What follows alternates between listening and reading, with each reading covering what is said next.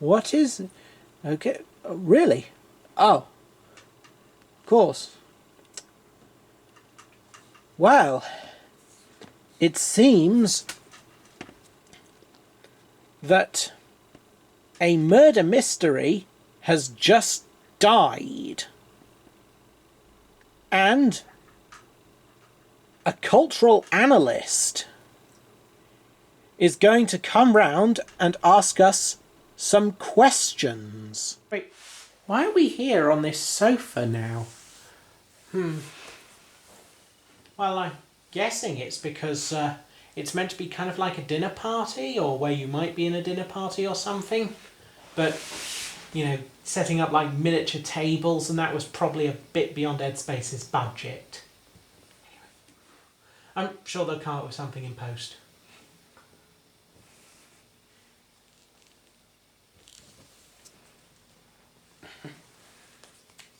Hello. But I've got to talk to you about something.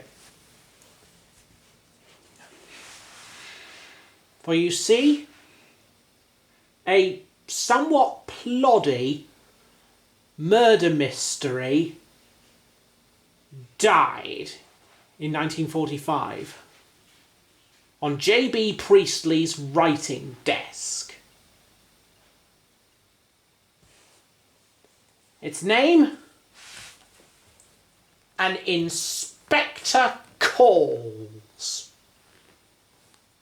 Look, that bit doesn't really work because, unlike Eva Smith, we actually know it's like a play, and you can't be all showing us a different play because it's all the same play. It's not.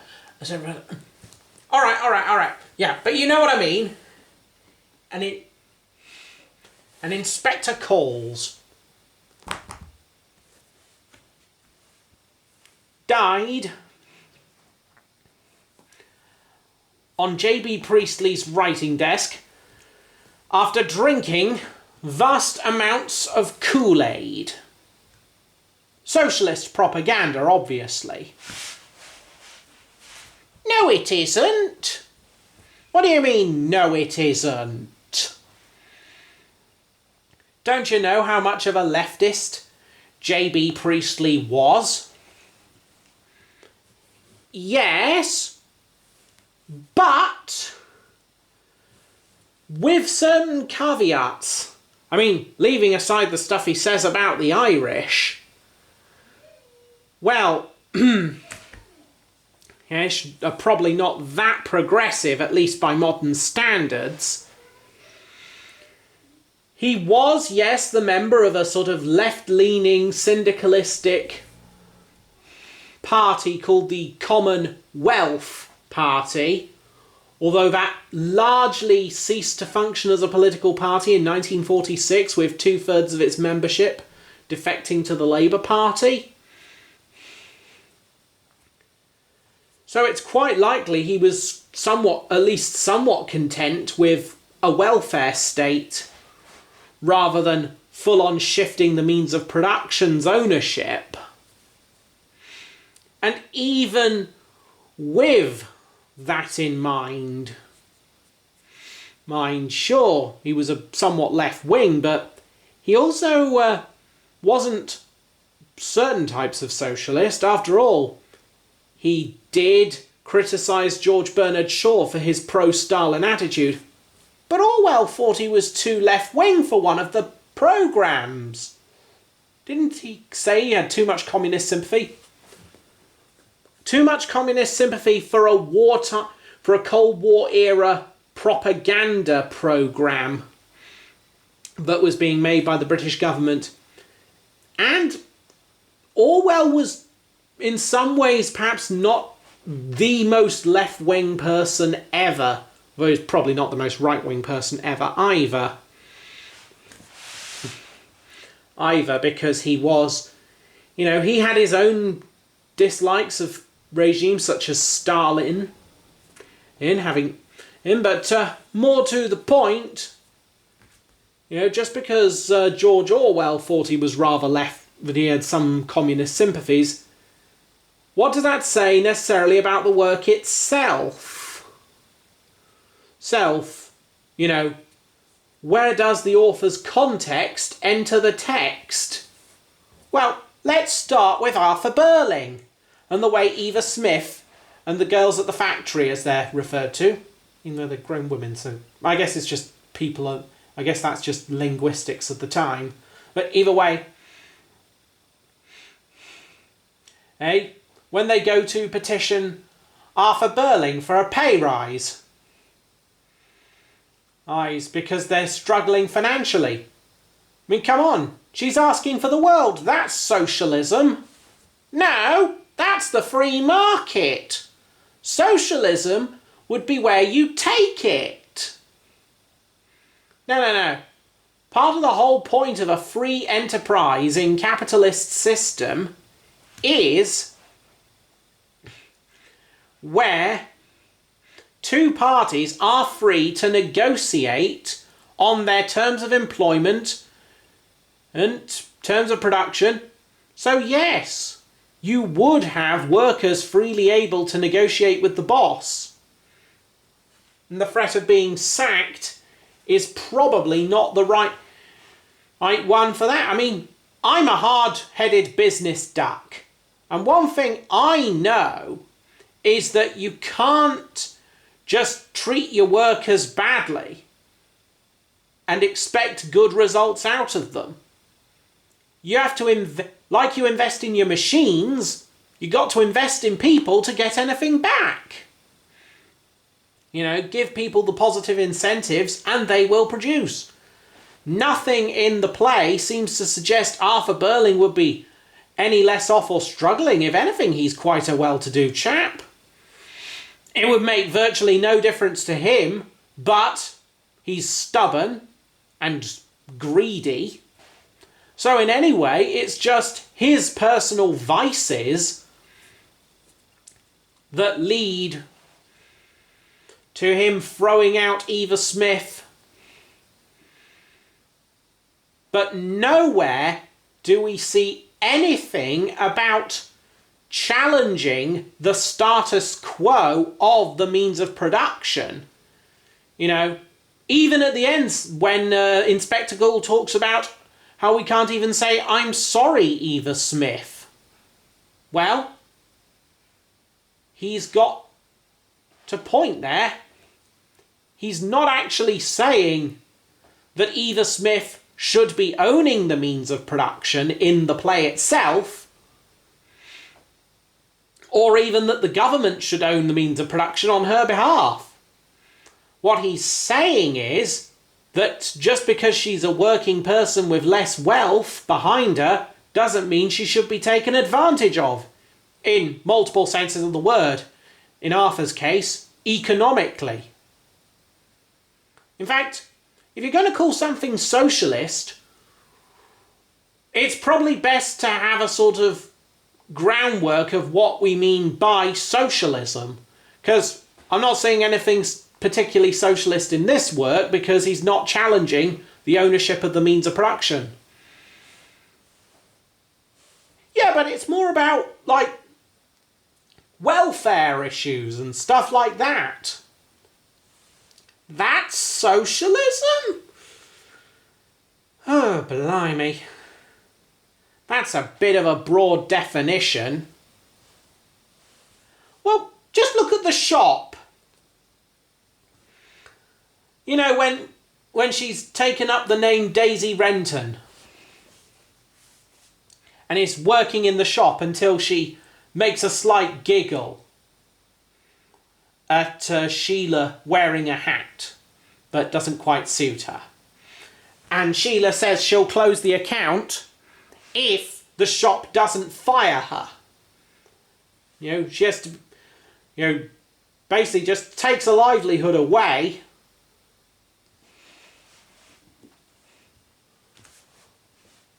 And yes, that is also wrong. It is saying about power, and in fact, anyone can abuse power. Plenty of states have. Plenty of governments have. Sometimes even trade unions do that. Point is,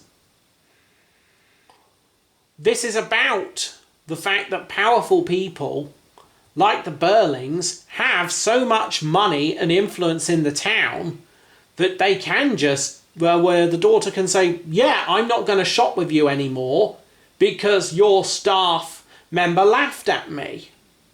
Yeah, sure. Perhaps Eva Smith shouldn't have done that. Although it's very much by chance that Sheila even notices, because she is somewhat behind a curtain.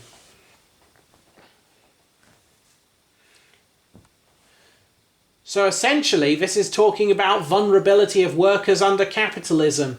Exactly! And that's socialism. No, it's not. There is more, there are graduations. Just remember, look at people like Bismarck bringing in reform, crushing socialism with kindness, as he put it.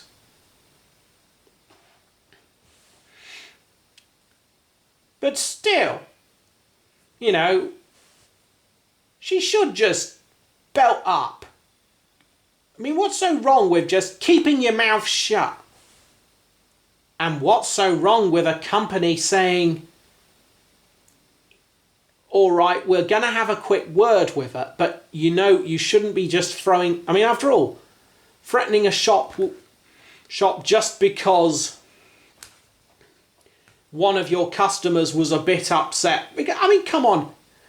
De-escalate is another alternative. That's, in a sense, part of the point of the play. Some of these power imbalances and everything doesn't have to be so black and white, that there are actions people take that are excessive power.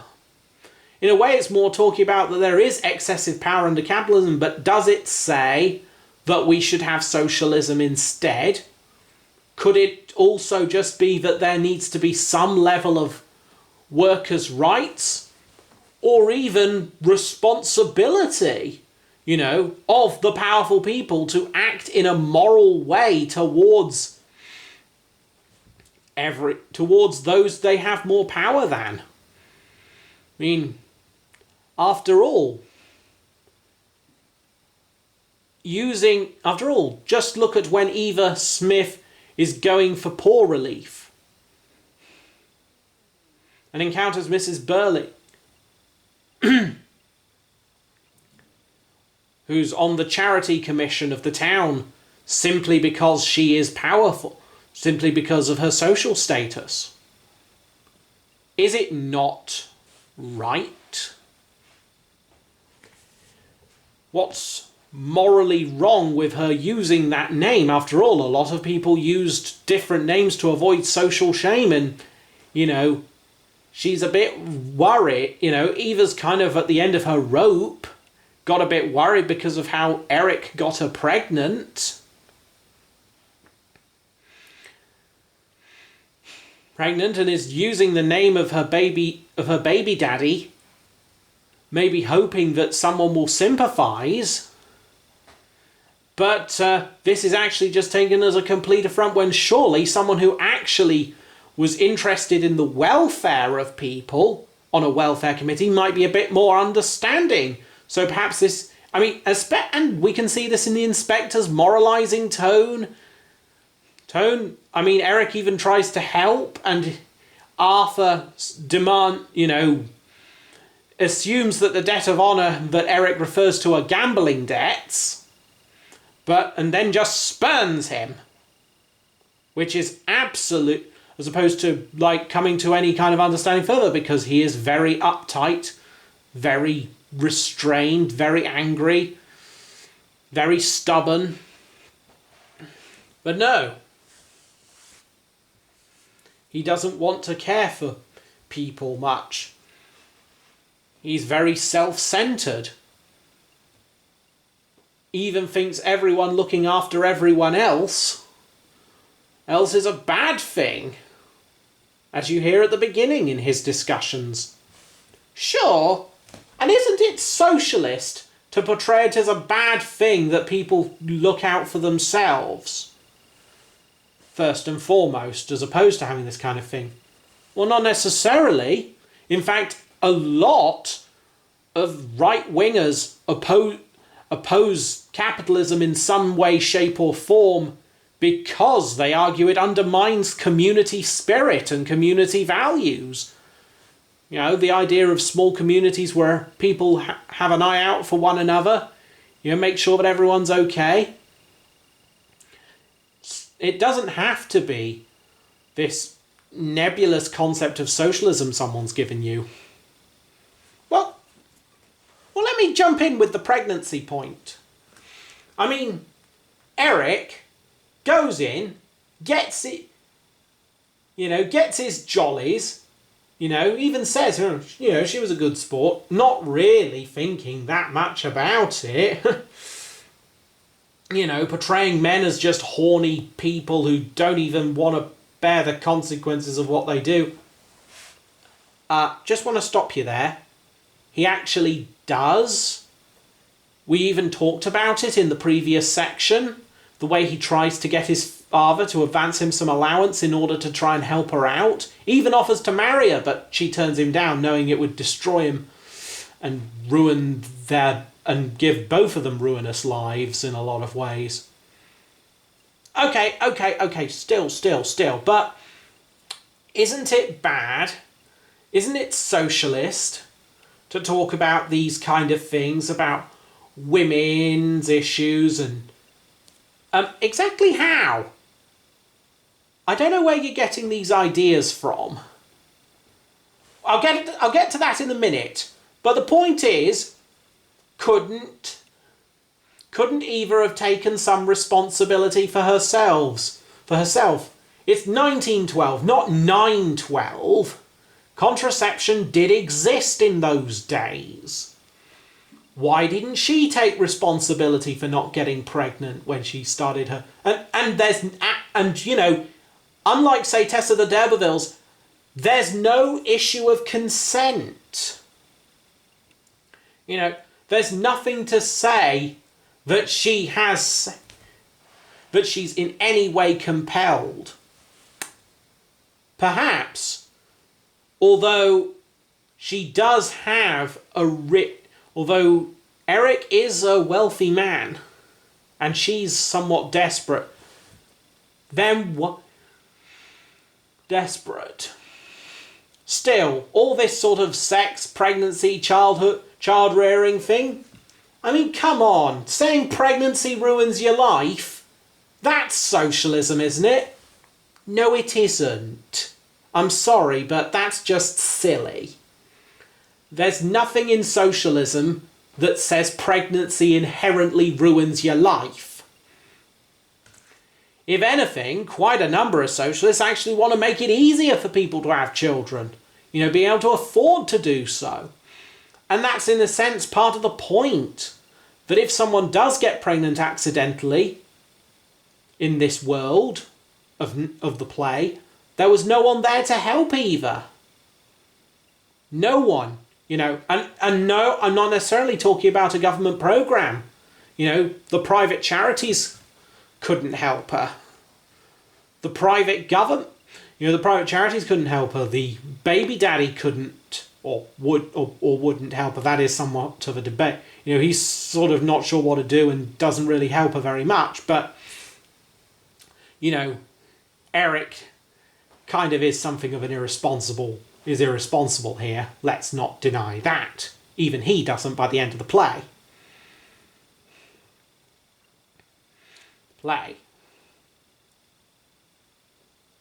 Anyway, and then that thing, speaking of the end of the play, that bit about there are lots of Eva Smiths and John Smiths, that whole speech, and whether it's even the same Eva Smith that Inspector Gould shows them. Yes, surely J.B. Priestley's trying to make a point about how we should be more socialist. Not necessarily.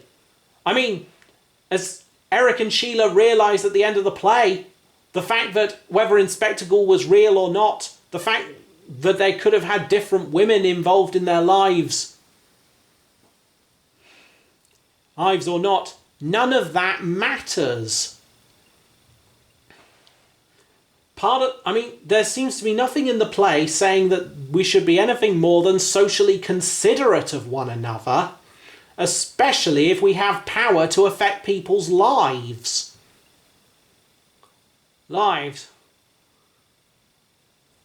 So surely this is basically a play about how bad capitalism is.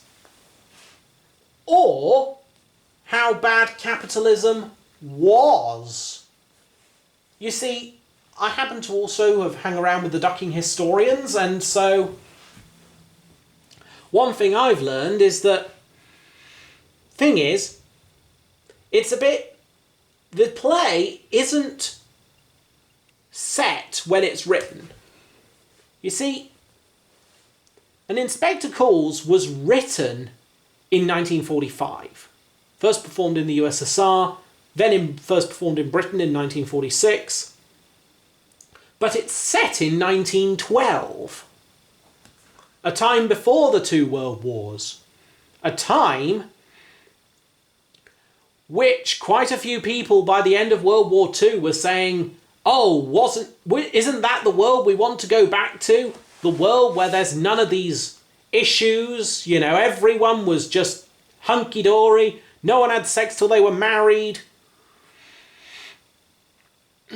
No one, all the wealthy people were just decent people, everything was so perfect. And J.B. Priestley's basically trying to tell everyone, no, we don't want to go back to that pre-World War world. We don't want to go back to the world where being wealthy allows you to do whatever you like to the ordinary people. We don't want to go back to things like that. Given when the play was written, they were starting to build the welfare state. And so J.B. Priestley is trying to basically tell people we do not want to go back to the world before the two world wars because it wasn't all brilliant. Now, I don't know about you, but I think that that's probably not exactly a socialist message. Yes, there could be socialist interpretations. Yes, there could be. You could even say that it's an argument for welfare capitalism. But it's got layers, and it's a bit more than just propaganda, although I hope you don't mind me asking, but where did you come up with these ideas? Well, I didn't come up with them. Thing is, every day I go on TwitTok and find people telling me how our civil liberties are being destroyed by a big government. How our family values are being broken down. How our society is being brought to ruin by this thing, that thing, all sorts of many different things. People trying to shove their identity politics into everything. And I just don't know what to do with it all. Well, how about you come with us? We're going to explore meaning. Because bear in mind, people on TwitTok have got an agenda. They've got an idea, and algorithms promote conflict. Algorithms promote all sorts of different things where groups push on one another. Not to mention, they try and fuel an idea of conflict in order to make sure that people are angry, because more angry equals more clicks, and more clicks equals more sales. And nuance often gets lost in a lot of these creations. And of course, it becomes very personality focused. Lead towards a specific individual, and everyone has to follow in line, or not. And then you get these sort of dramas and conflicts that are just sort of manufactured for the sake of there being drama and conflict, because that's what drives a sort of media economy. Still, we'll help you feel through this. We'll get you through, and let's go find out more and sort things out. How about that? Oh, nice. That all sounds very fun. Let's join.